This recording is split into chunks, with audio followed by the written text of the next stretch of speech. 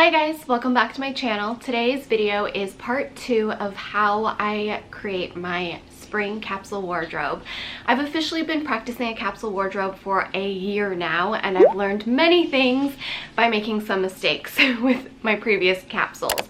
Now this originally started because I realized I had a huge shopping problem. If you follow my no buy low buy journey this year, you know that it wasn't just with fashion or beauty, but mainly just mindless spending. But I would say spring of 2018 was when I kind of first took the steps to be a little bit more mindful, starting with my fashion choices and my wardrobe. And really what sparked it was looking at my entire walk-in closet and realizing I hated 80% of it. So part 1, I talked about how I pull things out of storage and go through everything, and it's a really easy 5 steps on how to evaluate your wardrobe. Today I'm going to talk about how I look at everything and decide how to shop for my capsule wardrobe, and at the end of this video I'll share with you the pieces I've decided to add to my spring wardrobe 2019. My biggest reasoning for wanting to do an initial closet wardrobe clear out, where I got rid of about 80 to 90% of my entire closet, which was very sad because so many of those items had never been worn, still had tags on it, and it did not make me happy. I did not feel good in it. It was just because I was mindlessly shopping to feel better when I was depressed, feeling less than, and just stressed. I made a commitment that if I was going to do this, where I took an entire day, actually it took 2 days, to go through my entire wardrobe piece by piece and evaluate everything, that I was not gonna put myself back in this position. That's really where I was coming from with starting a capsule. Living in LA, I really only have 2 seasons, so my initial shopping will happen in spring and fall, and after that I only add a few pieces for winter and for summer, because for the most part the weather doesn't change too much. Before we get started, it's important to note that shopping sustainably can often be a privilege for most, because the cost of shopping sustainably is more expensive. Paying for ethical practices and living wages, all of that comes down to cost. So when we purchase clothes, we might be used to buying $2.50, $5 t-shirts at fast fashion brands, and suddenly to buy one shirt is definitely a lot more expensive. While I personally can justify the financial difference in fast fashion versus purchasing more sustainable items whenever possible, it's not doable for everybody. Where it came down to was I did the math on how much I was spending weekly mindlessly buying fast fashion pieces that I never wore, only wore once, or would just sit in my closet and end up being thrown into the landfills because nobody wanted these items, and for the most part was full of a lot of plastic in the fabric and a waste of my money. It made sense for me financially to spend a little bit more in a smaller period of time and really think about what I was purchasing, making sure I loved it, and not purchasing the rest of the time. Now that being said, you'll notice that I still have fast fashion brands in my wardrobe, and here are some of the things I look for if I do purchase fast fashion, or if I do purchase clothes that I'm not quite sure if it's ethical or sustainable. And that is because I'm not at a place where I can shop everything sustainable either financially. If you're unable to purchase from sustainable clothing brands currently, keep in mind that there are still things you can do to be more conscious about your fashion choices. Choose pieces that are of quality and that can last longer in your wardrobe. Focus on natural fibers whenever possible. Take care of your items so that they can last longer. That means washing them on cold, hand washing them, making sure that you're following the care instructions of that fabric and of that item. Take care of your items. Shop secondhand whenever possible if you're on a tighter budget, although this is also a privilege, and it's a privilege of time. So time and money is both a privilege, and secondhand shopping can be really time consuming. I like to personally have a list of things I'm looking for secondhand, so when I do see it, I'm okay in purchasing it, and I know that I thought about it. Because secondhand shopping can also become an addiction. People who are a lot like me, who have a shopping problem, you might want to avoid bargain shopping, and you might want to avoid secondhand shopping, because that is, for me, can just replace my initial shopping problems and my shopping addiction and my mindless shopping. So just because it's more affordable, just because it's secondhand and more sustainable, doesn't mean that it's not contributing to my addictive personality when it comes to mindlessly buying things. You just have to kind of understand who you are and make rules and set guidelines so that you can make sure that you're doing what's best for your mind frame and best for you. Step 1, after I've already done the first part of my capsule wardrobe clear out and organization, take a look at my entire wardrobe as a whole for the season. After taking everything out and sorting through what I want to keep, what I want to sell, and what I want to store, I hang everything to look at the full picture. I go through every single piece, feel it, think about it, about what else in my wardrobe is missing that would make really cute outfits with the pieces I currently have. I then take a few days to work on a list of items I feel like I'm missing from my capsule wardrobe. Initially, when I first looked at the spring wardrobe in my mind, before going through all the pieces, I thought I was gonna buy a bunch of dresses. Well, I actually don't need any more dresses. After looking at every piece, touching every piece, trying on every piece, key point, try on every piece. It's very time consuming and kind of annoying, but it's really important. The one thing I don't need this season is dresses. I am not strict with how many pieces I'm allowed in my capsule wardrobe like a lot of other people. For me, it's more about focusing on having enough pieces for creating outfits for everyday work, meetings, and events. This year, I included handbags and shoes within my capsule wardrobe as well.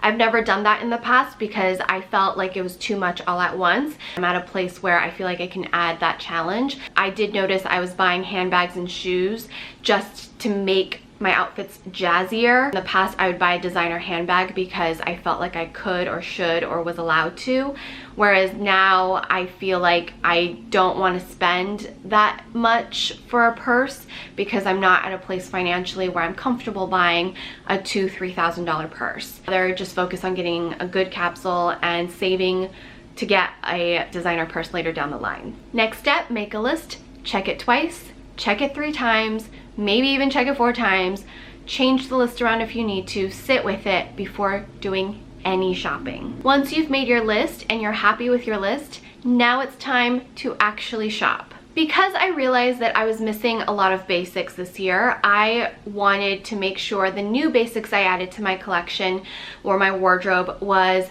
of the best quality. I haven't bought basics in a really long time because those are things that live in my closet for many, many years. Once I find a piece I love, I wear it to death because they're basics and it's really the core of my wardrobe.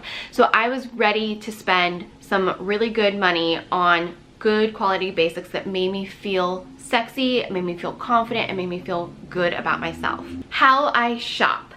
Next, I take a couple days, usually over the weekend, to go into stores and shop. I like to shop in person for my items because I like to try things on. I've noticed that my favorite stores, I'm different sizes in most things. One of my favorite stores you guys might know is Reformation. They make beautiful dresses, beautiful tops, and a lot of times you guys will DM me asking me what size I am. It really depends. I'm anywhere between a size 2 to a size 6 in their dresses, depending on the fabric and the fit. I'm quite busty. I have thighs and a butt, but I am also 5'4", so I'm not very tall. And then there are certain shops where I'm always a size small. It just depends, and I don't know because my body is constantly changing right now, and it's very important to shop for the body you have now, not the body that you wish you have or you're working towards. That is a hard lesson I had to learn. Make sure you feel comfortable, make sure the fabric isn't bunching, it's not clinging in areas that make you feel uncomfortable, and you just want to feel good now. Do not buy anything off your list. I was tempted maybe once this time. Do not buy anything off your list. You have to be very strong here. And if you do see something that you're like, oh my gosh, this would make a huge addition to my wardrobe, bookmark it, put it away, come back to it at the end if you still have money left in your budget or if you still feel like it's going to add to your wardrobe. Walk away and think about the items if you're not absolutely in love with it 100% the first time you try it on.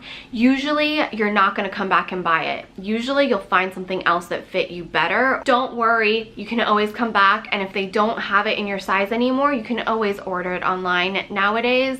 Don't feel like you have to purchase it right then and there. That was something I always felt. I always felt like I had to purchase something right then and there because if I came back, it was going to be out of my size, it was the last one in my size, or I would never find it again. And that's just not true. It's very rare in those situations. I mean, if you're thrifting, I could understand feeling that a little bit more. You really should love the item if you're going to purchase it. Some of the things I like to think about in the dressing room when I put something on and immediately fall in love with the way it looks on me. Think about, are you gonna want to wear this next year? Is this something that will fit your style a year from now? And if not, is it something that will sell well on Depop or Poshmark? Or is it something that somebody at a thrift store is going to enjoy, or somebody who receives it from donation is going to enjoy? And also, what type of fabric is it? Is it a natural fiber fabric? Does it feel good on your skin? If it doesn't feel good, if it feels like plastic on your skin, maybe put it away and keep shopping. Now for the fun part, what I bought to add to this year's capsule wardrobe, spring 2019. So here's my clothing rack full of the pieces that I added to this year's spring capsule 2019.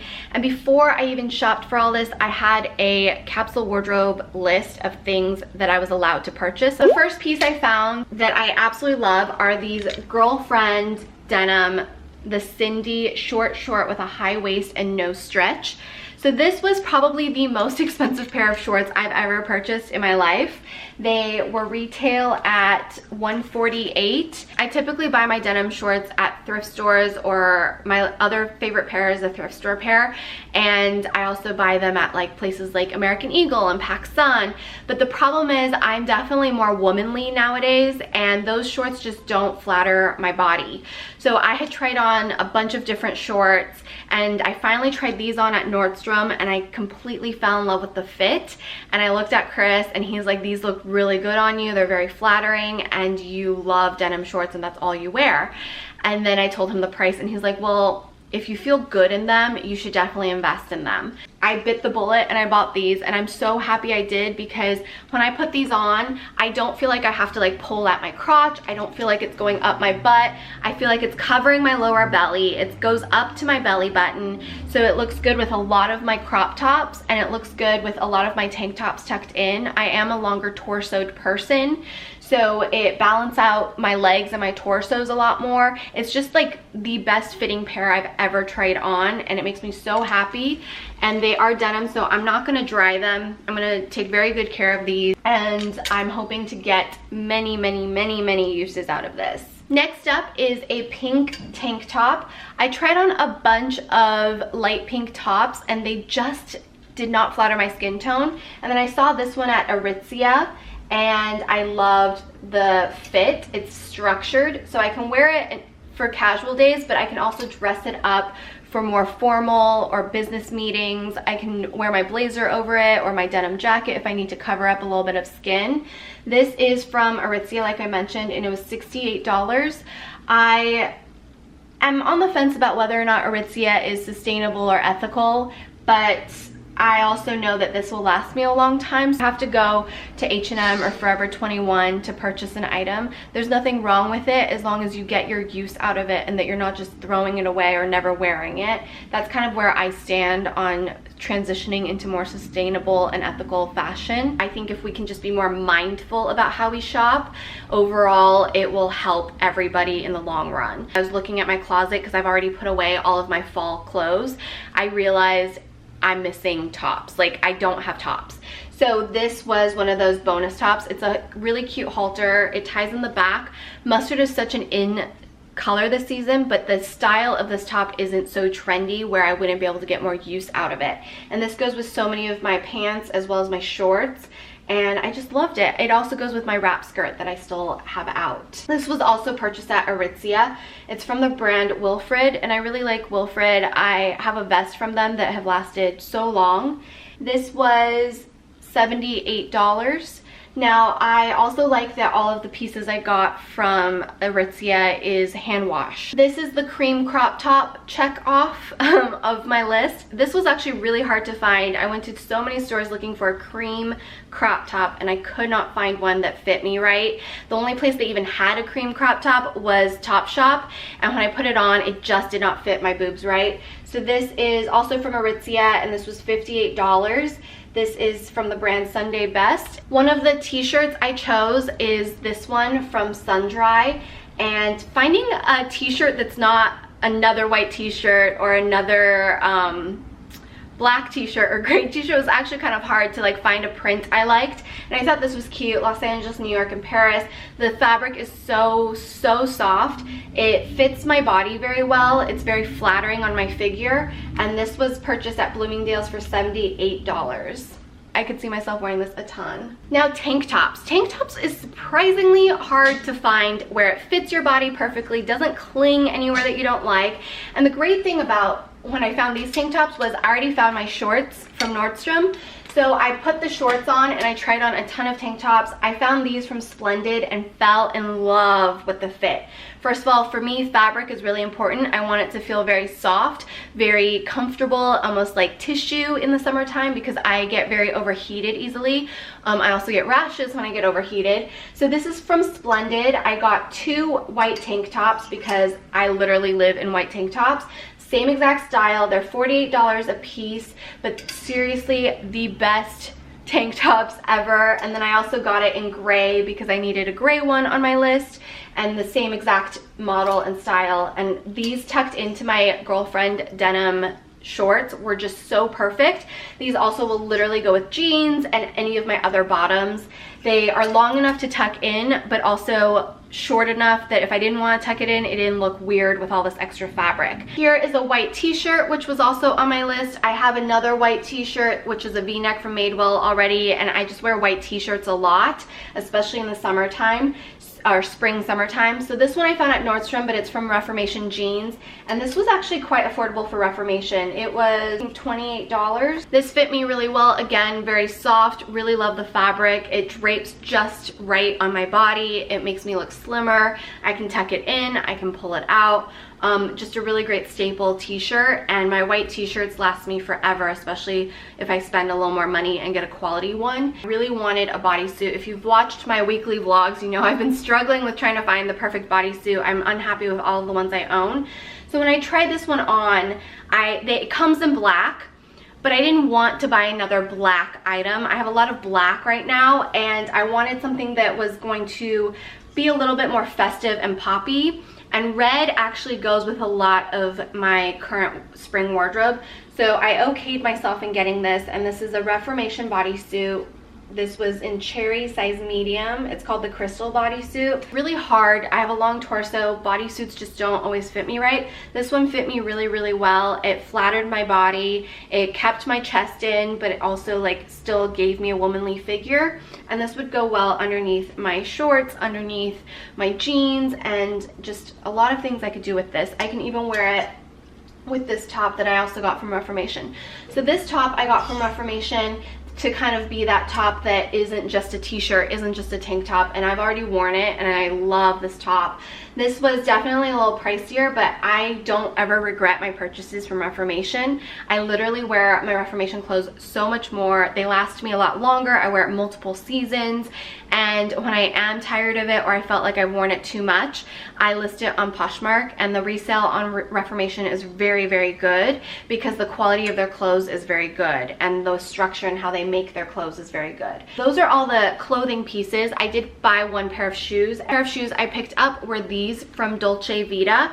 These are leather sandals. I felt like they were super comfortable. I felt like the quality was pretty decent for the price. This was just under $100. I think it was like 80 some, just like 90-ish dollars, and then after tax. I had some brown sandals. Chris hates my brown Birkenstocks that I live in, and I felt like these would be dressier so I could still wear them to meetings and not feel so casual. I hope they last me a long time because I wasn't ready to splurge and spend designer prices just yet for sandals. I do have my white Chanel sandals that I've worn for many seasons. That was probably one of the best cost per wear that I've purchased in terms of designer shoes.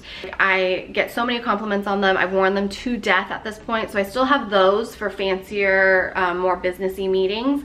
And then I do have my Valentino rock stud sandals that I got a year ago. So these were just for every day without a heel. I didn't want a heel, and I wanted to be able to wear these with cut-off shorts. And then the final item I got was my bag from Net-a-Porter, and I was just very proud that I waited a year before I purchased this bag. I had been eyeing it for a year, and I could have easily purchased it many times with my bad habits and justification on things, but I waited and now I'm so excited to wear this bag. So this might not be to everybody's taste, but I just fell in love with it when my friend Yang came to visit and she had a version of this. And then I see that Anna Edit also had one, and I just think there's so many things you can do with this cute cotton woven bag. It's quite affordable too, considering Net-a-Porter and all the designers and things like that. This was just under $200, and I thought long and hard about it. I decided on this style. I will link it below, the exact model and everything, but this is just gonna go with everything. Plus I still have my Louis Vuitton backpack, which I've worn to death. That's another one, like probably best cost per use mini Palm Springs Louis Vuitton backpack I bought last spring. I have worn that bag more than any other designer bag I owned. I still have that one, so I'm still gonna wear it. And then for fancier events, I do have a Chanel double flap that I got a few years ago. That's such a classic. So I like this because it still has the drawstring, so you can keep everything nice and secure. And then you can just wear it like this. You can wear it like this. You can put it over your shoulder. I just think it's such a cute bag. I still need to get 3 pairs of my favorite booty G-strings in nude to just make sure I have enough underwear for the week. And then I need to get some bras. I need to get a nude bra and a black bra or a gray bra. I've been on the hunt for like new bras for a very long time. I don't necessarily want to get Victoria's Secret bras. They're not the most comfortable on me. They're very padded, and then the bralettes just aren't enough for my larger chest. I find those, I will add them to my wardrobe, and then I will be good for spring 2019. I will probably add a couple little things for summer, but if I do, I will be getting rid of things too, because those dresses that I showed you in part 1, I could see myself wearing them a ton actually for spring events and meetings.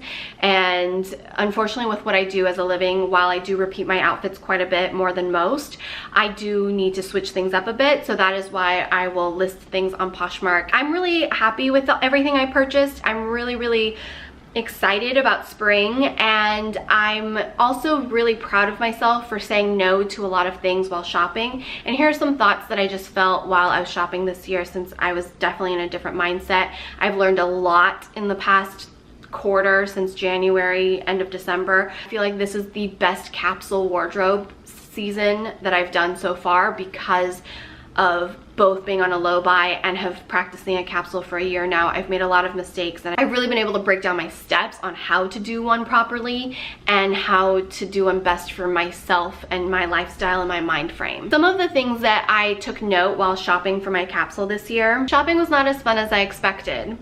And I think because I was not allowing myself to just wander aimlessly and spend aimlessly, I wasn't allowed to give myself that adrenaline rush that I typically get and that endorphin rush I typically get when shopping and buying mindlessly. I got tired and a bit anxious each time I was shopping. Shopping with intention is actually very exhausting. Kind of can provoke some anxiety for somebody who has a lot of bad habits when it comes to shopping. Moving you around so I'm not like in shadow. I was stressed about how much I was spending in a very short amount of time, versus in the past I didn't think at all about it, and I would just justify it as things I needed and that I was only shopping once every 3 or 4 months.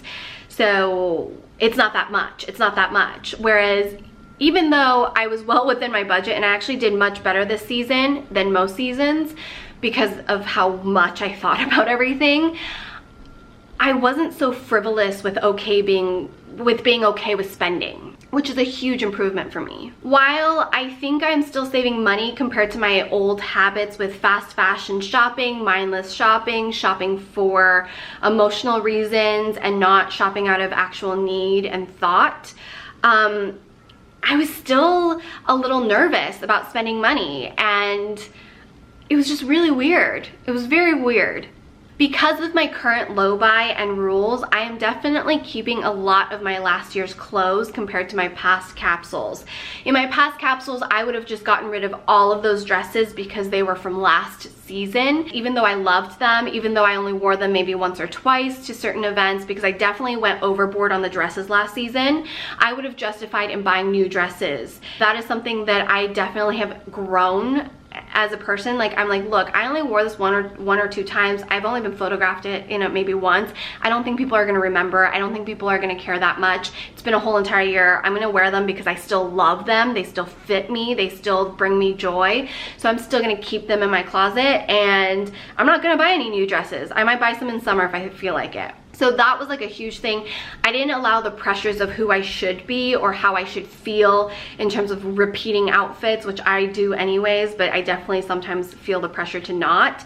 I didn't allow that to dictate my wardrobe this season. Being as detailed as possible before even going into a store and trying things on and shopping really helped keep me on track this season. And I mean, I was detailed in exactly which tops I wanted and what tops I needed for the current pants I already owned and the current skirt I already owned. And being so detailed with my denim shorts, instead of buying 2 or 3 pairs of somewhat affordable denim shorts, I ended up buying 1 pair of really nice denim shorts that were definitely pricey, but still cheaper than the amount of denim shorts I would buy every summer because I wasn't happy with my denim shorts.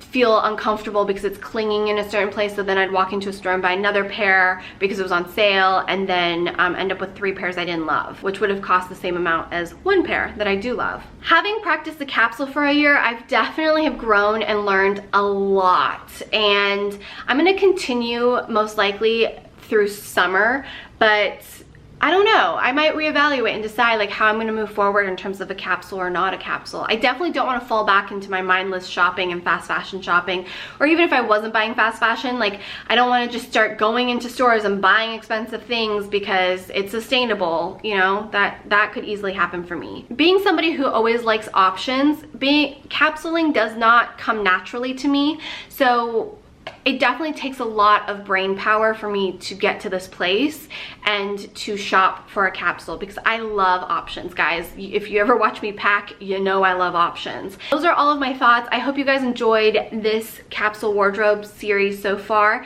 If you'd like me to do a Q&A on capsule wardrobing and kind of my thoughts on things, let me know in the comment section, and that can be part 3, or if there's something that you feel like is missing from the series, let me know in the comment section. Until next time, I hope to see you guys back here every Tuesday, Friday, and Sundays. And don't forget to check out my No Buy Low Buy series, which is also linked in the description box, as well as all of my other capsule wardrobe videos and fashion videos. And I hope you have a wonderful, beautiful rest of your day. I'll see you guys next time. Bye!